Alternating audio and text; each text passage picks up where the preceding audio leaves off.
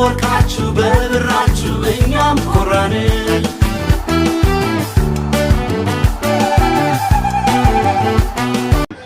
ሁሌም በልጆቿ ሁሌም በጀግኖቿ ሁሌም በትውልዳ ኢትዮጵያ ትክበር ከፍ ትበል ትሳቅ ትደሰት ስለዚህ እንኳን ደስ ያላችሁ በተገኘ ውጤት በአሜሪካ ኦሬገን 2022 በተገኘ ውጤት እንኳን ደስ ያላችሁ በዓለም ዋንጫ ታሪክ የመጀመሪያ ውጤት ነውና ይሄ ውጤት እንኳን ደስ ያላችሁ አትሌቶቻችን አሰልጣኞቻችን ሁሉ የቡድኑ አባላት በሙሉ የሕክምና ክፍሉ ሁላችሁ ቴክኒኩ ኮሙኒኬሽኑ ኦፊሻሉ እዚህ የተገኘ በሙሉ ጋዜጠኞች ሁላችሁ እንኳን ደስ ያላችሁ እንኳን ህዝባችን ተደሰተ እንኳን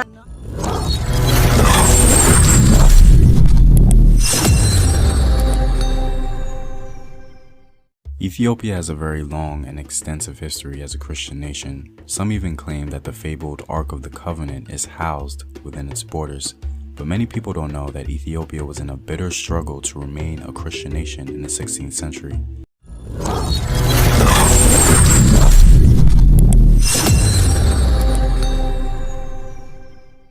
And one man, for a brief time, successfully managed to impose Islam on large portions of the country.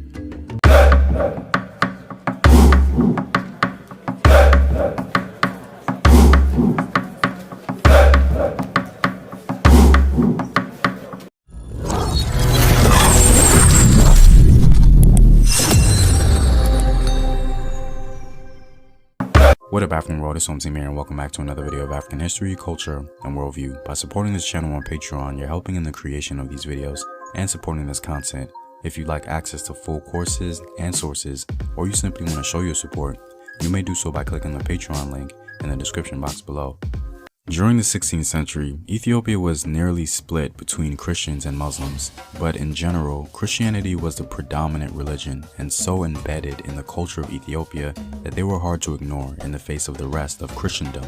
Despite Ethiopia being cut off from the rest of the Mediterranean world with Muslims to their north and east. During the 14th and 15th centuries, Egyptian Muslims had destroyed the neighboring Christian states in the Nile Valley. For centuries after the Muslim conquest, Ethiopia's only connection with the larger Christian world was through Egypt's Coptic Church. Occasionally, Ethiopian pilgrims would travel to the Holy Land. Ethiopian monks from Jerusalem attended the Council of Florence in 1441 at the Pope's invitation. The Pope wanted to reunite the Eastern and Western churches. Westerners learned about Ethiopia through the monks and pilgrims, and they became attracted to it for two main reasons. First, many believe Ethiopia was a long-sought land of the legendary Christian priest king of the East called Prester John. Second, the West viewed Ethiopia as a potentially valuable ally in the struggle against the Islamic forces that continued to threaten southern Europe. This early contact with the rest of the Christian world turned out to be the most valuable thing the Ethiopian Christians could have done. If this didn't happen, Ethiopia would have probably been a Muslim country today. Even though they weren't unified, the Muslim states continued to pose a threat to Christian Ethiopia, and by the late 14th century, descendants of a ruling family moved east to the area around Harar. They re-established the old Muslim Sultanate of Adal, which had become the most powerful Muslim stronghold in the Horn of Africa. It controlled the important trading routes from the Ethiopian highlands all the way to Somalia. This posed a very dangerous threat to Ethiopia's commerce and to Christian control of the entire country.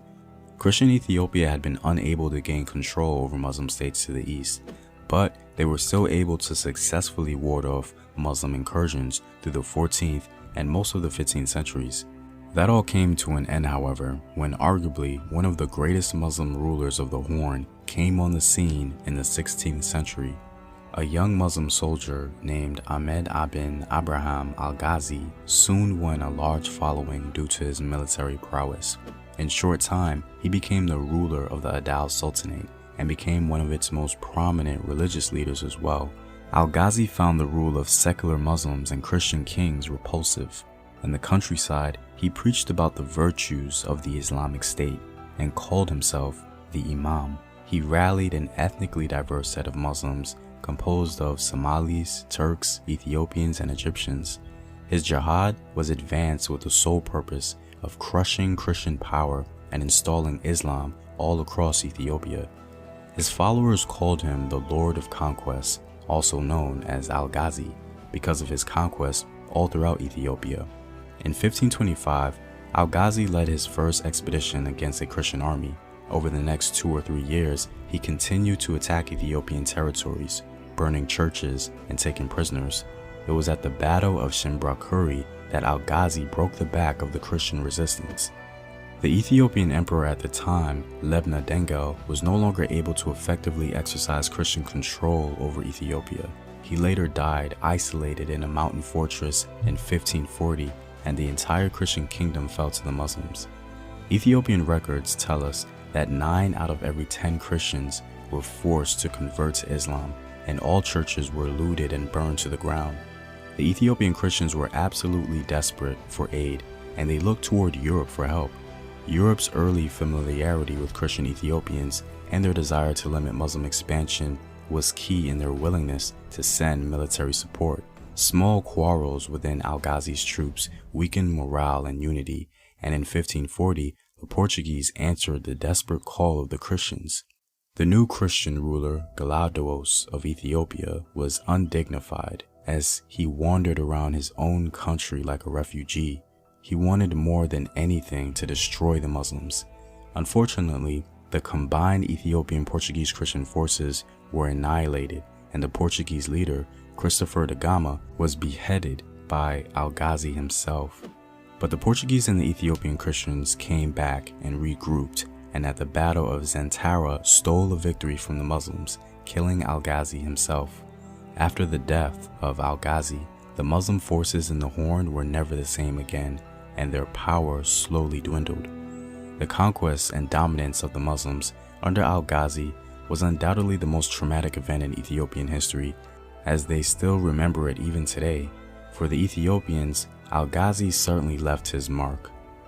In Ethiopia, the damage which Ahmad Gragan did has never been forgotten. Every Christian Highlander still hears tales of Gragan in his childhood. Even Haile Selassie mentions Al-Ghazi in his own memoirs. I have often had villagers in northern Ethiopia point out sites of towns, forts, churches, and monasteries destroyed by Gragan, as if these catastrophes had occurred only yesterday. Well, I'm all out, guys. If you like these videos and want to help in its continued production, consider supporting the home team on patreon.com. The link is in the description box below. Know thyself. Remember your ancestors. Peace.